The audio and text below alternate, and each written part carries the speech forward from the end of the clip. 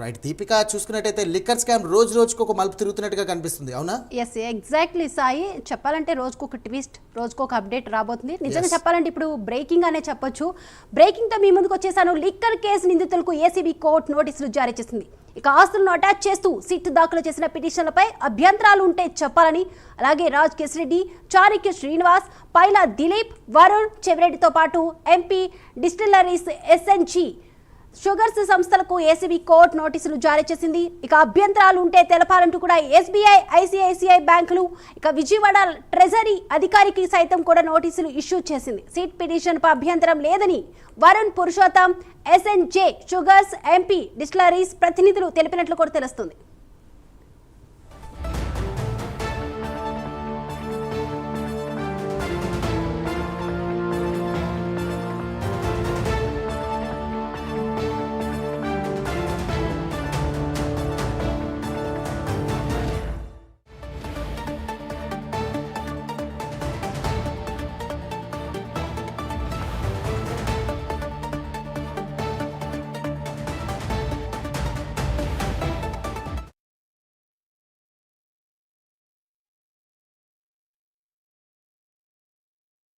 ఇక AP liquor case సంబంధించి మరిన్ని అప్డేట్స్ అందుతున్నాయి. ఇక ఏదైతే సిట్ అధికారులు, ఏసీబీ అధికారులు అయితే నోటీసులు జారీ చేయడం జరిగినట్లు తెలుస్తుంది. ఇక ఈ అంశానికి సంబంధించి ఓవరాల్ అప్డేట్స్ అందించడానికి మా ప్రతినిధి రాజ్ కుమార్ సిద్ధంగా ఉన్నారు. రాజ్ కుమార్,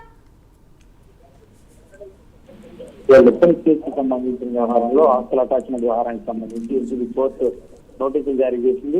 లిక్కర్ స్కామ్ కి సంబంధించి ఆస్తులు అటాచ్ చేసి కూడా దాఖలు చేసినటువంటి పిటిషన్లపై అభ్యంతరం చెప్పాలని 11 మందికి నోటీసులు ఏసీబీ కోర్టు జారీ చేసినట్టు కూడా తెలుస్తుంది. పలువురు డిస్టిలరీ డైరెక్టర్లు, బ్యాంకులు, లిక్కర్ కేసుకు సంబంధించిన నిందితులకు ఏసీబీ కోర్టు నోటీసులు ఇచ్చింది. ముఖ్యంగా కనుక చూసుకుంటే నేడు కోర్టుకు నిందితులు హాజరైనటువంటి వరుణ్ పురుషోత్తం, ఎస్ఎన్జే షుగర్స్ సంబంధించినటువంటి ప్రతినిధులు, ఎంపీ ప్రతినిధులు, ఇట్లా అన్ని వారికి సంబంధించినటువంటి వారందరూ కూడా ఈ రోజు హాజరైనట్టు కూడా తెలుస్తుంది. ఆస్తులు అటాచ్ చేస్తూ కూడా ఏసీబీ కోర్టు ఇచ్చినటువంటి నోటీసులు అభ్యంతరం లేవని నోటీసులు అందుకున్నటువంటి పలువురు చెప్పినట్టు నోటీసులు అందుకున్న వారిలో రాజ్ రెడ్డి, చాణక్య బోనేటి, శ్రీనివాస్, సాకి చైనోల, దిలీప్, పైలా, పురుషోత్తం, వరుణ్, చెవిరెడ్డి భాస్కర్ రెడ్డి, నల్లనల్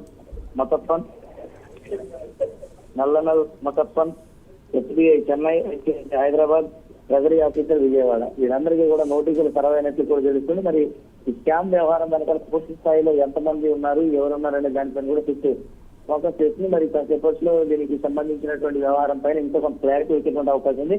పూర్తి స్థాయిలో అధికారులు మాత్రం దీన్ని చాలా ప్రతిష్టాత్మకంగా తీసుకున్నారని చెప్పుకోవచ్చు. Right, thank you Raj Kumar.